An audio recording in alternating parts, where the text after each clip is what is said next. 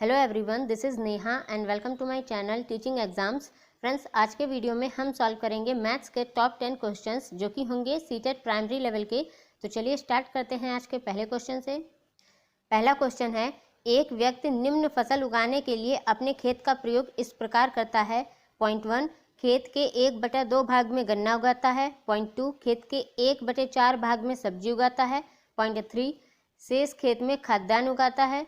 तो उपरोक्त के अनुसार कितने भाग में खाद्यान्न उगाता है? तो देखिए, हम किसी भी कार्य को एक मानकर चलते हैं, ठीक है। मान लीजिए यहाँ पर खेत की बात हो रही है कि खेत में 1/2 भाग गन्ना उगाता है, 1/4 भाग सब्जी उगाता है। तो हम मान लेते हैं कि खेत कितना है, एक खेत है, ठीक है। अब एक भाग में 1/2 भाग में गन्ना उगाया, 1/4 भाग में सब्जी उगाया, तो जोड़ लिया कि टोटल कितना भाग सब्जी और गन्ने में चला गया। तो देखिए, एलसीएम लेंगे 2 4 का तो 4 मिला। 2 के पहाड़े में 4 कब आएगा? 2 दूना 4, 2 की गुणा 1 से की तो 2 आया, प्लस 4 1 कम 4 तो 1 की गुणा 1 से की तो 1, तो 3/4। ये 3/4 क्या है? खेत के एक भाग में 3/4 भाग जो है उसमें गन्ना और सब्जी है, ठीक है। तो एक भाग में से हम 3/4 भाग निकाल देंगे और जो शेष भाग बचेगा उसमें खाद्यान्न उगाता है। तो देखते हैं, 4 1 कम 4, 4 में से 3 चला गया, 1/4, यानी कि 1/2 भाग में गन्ना उगाता है, 1/4 भाग में सब्जी उगाता है। शेष खेत में, तो शेष खेत कितना बचा? 1/4 भाग, जिसमें वो खाद्यान्न उगाता है। तो ऑप्शन नंबर सही हो जाएगा 2, कुल खेत के 1/4 भाग में वो खाद्यान्न उगाता है। अगला क्वेश्चन है, एक वृत्ताकार पहिए की परिधि 880 सेंटीमीटर है, तो उस पहिए की त्रिज्या क्या होगी? तो देखिए, बताया गया है वृत्ताकार पहिए की परिधि कितनी है, 880 सेंटीमीटर, और त्रिज्या पूछी गई है।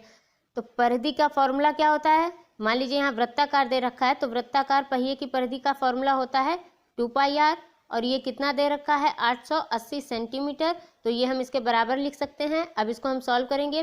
पाई की वैल्यू रख लेते हैं 22/7, तो 2 गुणे 22/7, और त्रिज्या हमें ज्ञात करनी है, और ये 880 सेंटीमीटर। अब इसे सॉल्व करते हैं, तो 22 एक कम 22, 22 चौके 88, और ये 0। फिर 2 से काटते हैं, 2 एक कम 2, 2 दूना 4, और ये 0। अब ये नीचे का 7 उधर मल्टीप्लाई हो जाएगा, तो कितना होगा? 20 सत्ते 140 और सेंटीमीटर में। तो त्रिज्या हमारी निकली है 140 सेंटीमीटर। तो ऑप्शन नंबर 4 सही हो जाएगा। अगला क्वेश्चन है, अंडर रूट में 1 + 25/144 इक्वल टू 1 + x/12, तो x का मान क्या होगा? तो पहले हम इसको सॉल्व करते हैं। 144 एक कम 144 प्लस 25 जोड़ देते हैं, तो कितना हुआ? 5 4 9, 4 2 6 और 1। आप जानते होंगे ये 13 का वर्ग है। तो देखिए, ये हुआ 169 बटे में ये जो 144, ये, और ये क्या है? अंडर रूट में। अब आप जानते हैं ये 169 जो है ये क्या है? ये 13 का वर्ग है, ठीक है। और ये 144 जो है वो 12 का वर्ग है, ठीक है। तो इसको वर्ग में कर लिया, और ये अंडर रूट, वर्ग हटाया तो अंडर रूट कैंसिल हो गया, तो हमें बाहर कितना मिला? 13/12, ये हमें मिला, ठीक है। अब पूछा जा रहा है x का मान। तो देखिए, 13/12 बराबर 1 + x/12, 12 एक कम 12, 12 + x यानी 12 + x/12 बराबर 13/12। 12 से 12 ये नीचे नीचे कैंसिल हो गया। ये वाला 12 जब इधर आएगा तो 13 - 12 हो जाएगा। 13 में से 12 चला गया तो 1 बचेगा। 1 क्या है? x की वैल्यू है। तो x का मान क्या होगा? 1। तो ऑप्शन नंबर 3 सही हो जाएगा। अगला क्वेश्चन है, एक घनाभ की लंबाई 30 सेंटीमीटर, चौड़ाई 25 सेंटीमीटर तथा ऊंचाई 10 सेंटीमीटर है। इसके गोलाकार 5 सेंटीमीटर भुजा के घन बनाए जाते हैं। यदि घनाभ के आयतन में परिवर्तन ना हो तो इस प्रकार बने घनों की संख्या क्या होगी? तो देखिए, जब भी आपसे इस तरह के क्वेश्चन करें कि घनाभ का आयतन दे रखा है और घनों की संख्या पूछी है, तो हम घनाभ का आयतन बटे घन का आयतन कर देंगे। देखिए कैसे सॉल्व करेंगे इसको। घनाभ का आयतन क्या होगा? लंबाई गुणे चौड़ाई गुणे ऊंचाई, और यहाँ पर एक घन की भुजा दे रखी है 5 सेंटीमीटर। घन का आयतन क्या होता है? a³। एक भुजा 5 सेंटीमीटर है, तो घन का आयतन a³ यानी 5 का क्यूब, तो कितना होगा? 125। 5 × 25 = 125, देखिए घनाभ का जो आयतन ये दे रखा है बटे घन का आयतन, तो 30 गुणे 25 गुणे 10। और आप हमेशा इसमें ये यूनिट देख लिया कीजिए कि सेंटीमीटर में है तो सभी सेंटीमीटर में हो, मीटर में है तो सभी मीटर में हो, और आंसर में अगर ये मान लीजिए सेंटीमीटर में दे रखा है, आंसर अगर मीटर में दे रखा है तो आपको चेंज करना पड़ेगा, इस बात का भी ध्यान रखिए। पर यहाँ पर सब सेम इकाई हैं तो देखिए कुछ चेंज नहीं करना होगा। तो ये 30 गुणे 25 गुणे 10 बटे 125 आया था हमारा घन का आयतन। तो इसको सॉल्व करते हैं। 25 एकम 25, 25 पंचे 125, 5 एकम 5, 5 छक्के 30, 6 दशामन 60। तो घनों की संख्या कितनी होगी? 60। ऑप्शन 1 सही हो जाएगा। अगला क्वेश्चन है, मनीष बाजार से एक तरबूज खरीदता है, उसको 4 बराबर भागों में इस प्रकार काटता है कि जैसा चित्र में दिखाया गया है। फिर कहता है वह सबसे छोटे भाग के 2 टुकड़े पुनः कर देता है, तो सबसे छोटा टुकड़ा तरबूज का कौन सा भाग होगा? समझिए इसे, सबसे छोटे भाग के 2 टुकड़े पुनः कर देता है। यहाँ पर चारों टुकड़े जो हैं वो समान हैं, तो सबसे छोटा भाग तो कोई नहीं हुआ, तो हम सभी के देखिए 2 टुकड़े करके देखते हैं। तो पूछा जा रहा है सबसे छोटे टुकड़ा पूरे तरबूज का कौन सा भाग होगा। तो देखिए एक आकृति में 2 भाग हुए हैं, 1 भाग, 2 भाग, 3 भाग, 4 भाग, 5, 6, 7, 8, यानी कि जो सबसे छोटा टुकड़ा होगा वो 1/8वां भाग होगा, क्योंकि इसमें सबसे छोटा टुकड़ा कोई नहीं है, सभी समान आकृति हैं।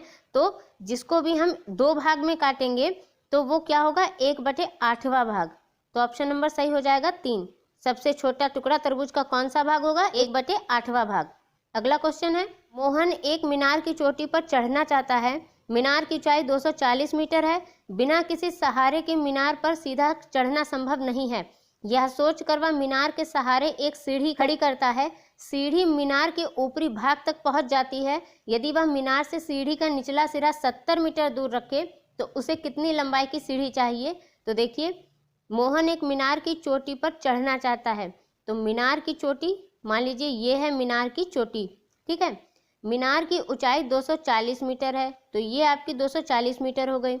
बिना किसी सहारे के मीनार पर सीधा चढ़ना संभव नहीं है। यह सोचकर वह मीनार के सहारे एक सीढ़ी खड़ी करता है। मीनार के सहारे एक सीढ़ी खड़ी कर दी। सीढ़ी मीनार के ऊपरी भाग तक पहुंच जाती है। ऊपरी भाग यानी कि ये मीनार का, ठीक है। यदि वह मीनार से सीढ़ी का निचला सिरा ये रहा आपका, मान लीजिए इसे पॉइंट बी दे दिया, इसे सी और इसको ए दे दिया, ठीक है।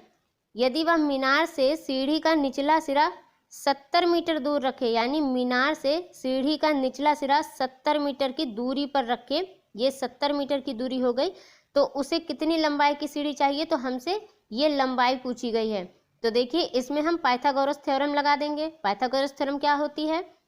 आधार स्क्वायर प्लस लंब स्क्वायर बराबर कर्ण स्क्वायर। ये जो पूछी गई है ये क्या है? कर्ण है, ये आधार है और ये क्या है? लंब है। तो देखिए कर्ण स्क्वायर बराबर आधार स्क्वायर प्लस लंब स्क्वायर, ठीक है।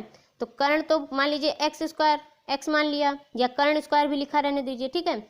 आधार कितना है? 70, 70 का स्क्वायर करेंगे तो 7 सत्ते 49 और ये डबल 0, ठीक है। प्लस लंब स्क्वायर 240 का जब आप स्क्वायर करेंगे तो आपका 57,600 आएगा, ठीक है। आप लोग करके देख लीजिएगा, 57,600 आएगा। 0 0 0 हुआ, 0 0 0, 9 और 6 हुआ 15 का 5, हासिल लगा 1, 4 और 1 5, 7 5 12 का 2, हासिल लगा 1, 5 और 1 6, यानी कि 62,500 मीटर। ये क्या आया? ये एक्स स्क्वायर आया 62,500 मीटर। हमें क्या बताना है? एक्स। ये स्क्वायर हटा देंगे तो ये अंडर रूट चढ़ जाएगा, ठीक है। अब ये किसकी वैल्यू है? तो देखिए 2 जीरो हैं तो बाहर आने के बाद ये 1 जीरो बन जाएगा, और ये 625 है, ये किसका स्क्वायर है? ये 25 का स्क्वायर है, तो ये 25 लिख दिया, ठीक है। ये 2 जीरो जब अंडर रूट से बाहर आएंगे तो 1 जीरो हो जाएगा, और ये 625 है, ये 25 का स्क्वायर है, तो अंडर रूट से बाहर आने पर स्क्वायर हट जाएगा, तो ये क्या हुआ? 250। तो ऑप्शन नंबर सही हो जाएगा 4। 250 मीटर सीढ़ी की लंबाई है। अगला क्वेश्चन है, विद्यालय के कक्षा 5 के कुछ छात्र पिकनिक पर जाते हैं, जिनमें कुल लड़कों में से 3/4 भाग तथा लड़कियों में से 1/5 भाग पिकनिक पर जाता है तो कक्षा 5 से कुल कितना भाग पिकनिक पर जाता है यदि कक्षा में लड़के तथा लड़कियों की संख्या बराबर है। देखिए हमने अभी बताया है कि किसी भी कार्य को, किसी भी भाग को हम एक मान लेते हैं, टोटल एक कार्य या टोटल एक भाग मान लेते हैं, लेकिन यहाँ पर हम एक नहीं मानेंगे, यहाँ पर हम एक वेरिएबल मानेंगे ताकि उसका मान हम निकाल सकें।